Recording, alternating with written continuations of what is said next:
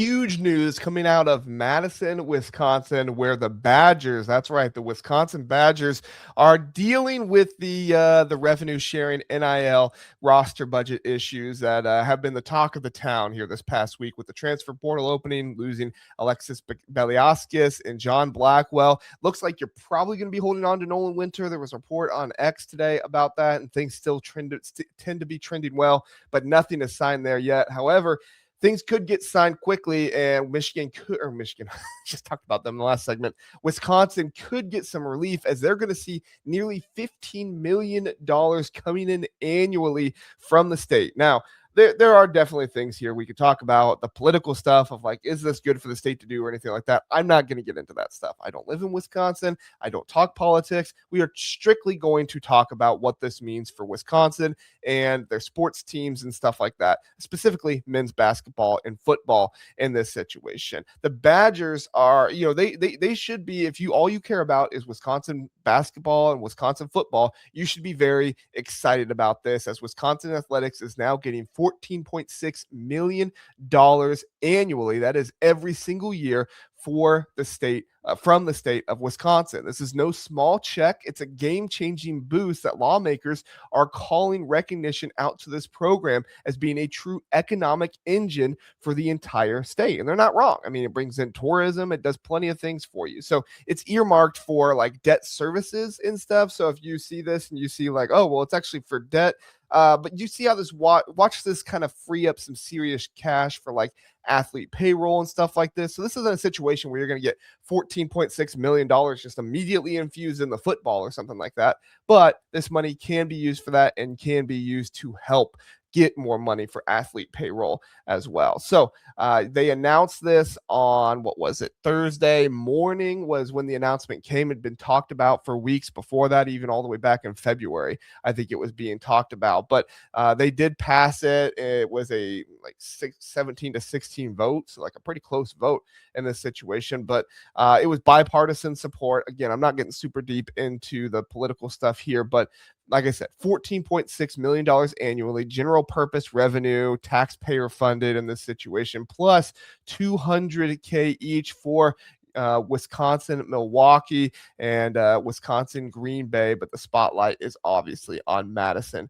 Wisconsin here. So you look at the mechanics here. Wisconsin had over $130 million in athletic facility debt at the end of the fiscal year of 2025 and was already paying nearly $10 million in debt service last year, pausing at a $20 million campus loan. Previously, athletics had covered 40% of those costs with their own revenue. Now the state, and I'll stop, doing so many numbers here in just a minute, but now the state picks up the full $14.6 million tab. Athletic departments keep the money in-house now, which is how you're going to be able to pay more money for your athletes and stuff like that. So the payoff in this situation is this directly frees up millions that were tied up in brick and mortar so they can go straight to the athlete payroll and revenue sharing. Now, Wisconsin, they've already shelled out $20.5 million in revenue sharing payments to athletes this year, but as we know, nobody is actually sticking to that number. So in today's world of college athletics, they've got football teams paying, $40 million, and you got basketball teams paying $15 million. So if you want to be in competition here, that 20.5, needs to be behind just about everybody at this point, especially if you're in the Big Ten. It's going to take a lot more than just $20.5 million or whatever they boosted up to this next year to be able to win in college basketball and college football now. If you put all of this, into kind of the right testimony language and stuff like that, this legislation,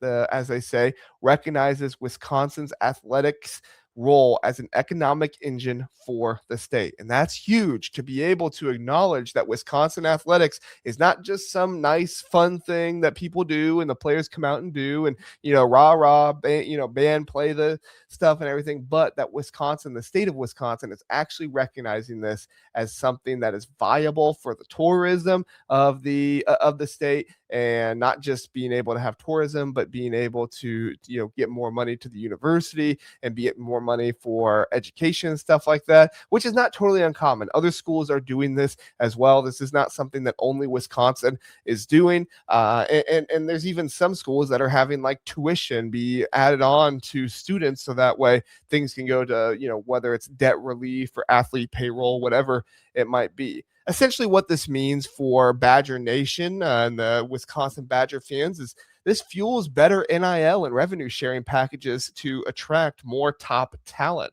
No cuts in Olympic sports, which is huge. And if that does start happening, I do think the government would probably go into effect and make sure that doesn't happen. But you're going to see stronger football that keeps the revenue machine humming. A louder, prouder statement from Wisconsin that they are all in this championship culture. And we've already seen Wisconsin start to throw more money in the places that they need to, right? We saw more commitment financially to the transfer portal in football this past year. And so you can see Chris McIntosh and these guys are really trying to do everything they can. Now, I know Chris McIntosh is not everybody's favorite.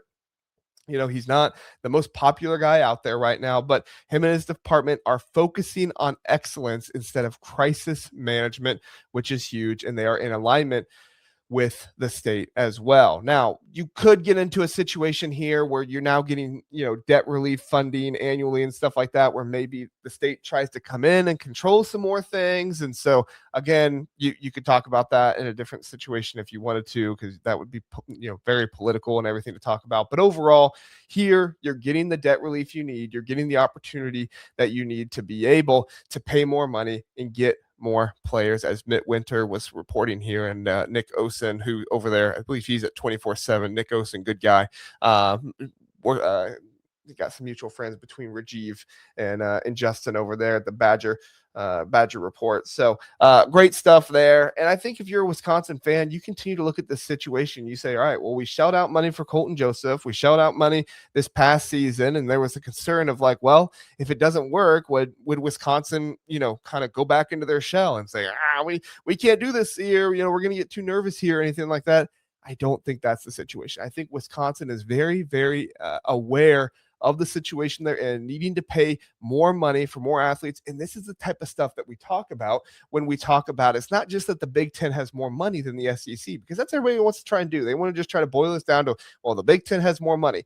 It's not just more money. It's more investment. It's more attitude toward trying to, get more money, not just like, oh, we have richer people here, but we're trying to get more money for these schools, for these athletic programs. And no doubt, a program like Indiana winning the national championship is going to show all these programs, hey, if you invest, if you get the right coach, if you do all these things, you can be in a situation where you have some of the best talent, where you have some of the best coaching. If you go out there and actually invest, we are in a new world of college football now. It's no longer, the 4 blue bloods can go to the national championship, or the 3 blue bloods and the 1 token SEC team or something like that.